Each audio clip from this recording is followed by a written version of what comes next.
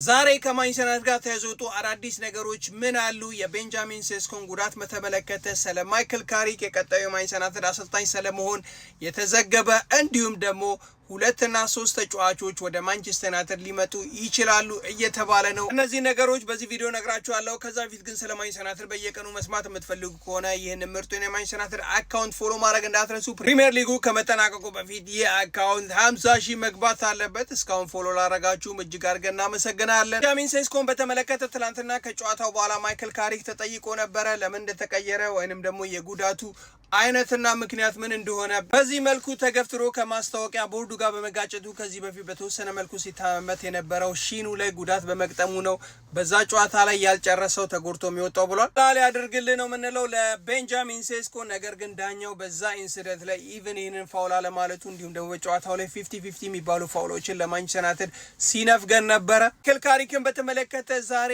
ቤን ጄኮብ እና አሌክስ ክሮክ ይህንን ዘገባ አውጥቶ ነበረ። በቅርቡ ማንቸስተር ዩናይትድ ኦፊሻሊ ድርድሮችን ወይንም ደግሞ ኢንተርቪዎችን ከማይክል ካሪክን ጨምሮ ከሌሎች አሰልጣኞች ጋር ይጀምራል ተብሏል። ምንም እንኳን ማይክል ካሪክ ይህንን የማንቸስተር ዩናይትድ የቋሚነት አሰልጣኝ ቦታ ለመያዝ ትልቅ እድል አለው። በተለይም ደግሞ ትልቅ የሚባሉ የማንቸስተር ዩናይትድ ተጫዋቾች ብሩኖ ፈርናንዴዝ፣ ማቲያስ ኩኛ፣ ሃሪ ማጓየር ማይክል ካሪክ በአሰልጣኝነት እንዲቆይ ይፈልጋሉ ተብሏል። ትራንስፈር ጋር በተገናኘ ምንም እንኳን ሶርሱ ደካማ ቢሆንም ሃሪ ኬን በዚህ ሲዝን መጨረሻ ላይ በባየር ሙኒክ ኮንትራቱን የማያረዝም ከሆነ ማንቸስተር ዩናይትድ ይህንን ተጠቅሞ ተጫዋቹን ለማስፈረም እንደሚፈልግ ተዘግቧል። እንደምናውቀው ማንቸስተር ዩናይትድ በዚህ ሰመር ዘርክስ የሚለቅ ከሆነ ኤክስፒሪየንስ የሆነ ስትራይከር ማስፈረም ይፈልጋል። ለዚህም ምርጫቸው ሃሪ ኬን ነው እየተባለ ነው። ያው እንደ ቴሌግራፍ ዘገባ ከሆነ የብሩኖ ፈርናንዴዝ፣ ሞክሼ፣ ማቴዎ ፈርናንዴዝ በተለይም ደግሞ ዌስት ሃሞች ሬሌጌትድ የሚሆኑ ከሆነ ይህንን ተጫዋች ማንቸስተር ዩናይትድ ለማስፈረም አጥብቆ እንደሚፈልግ ተዘግቧል። ይህ ዜና አዲስ ባይሆንም ዛሬ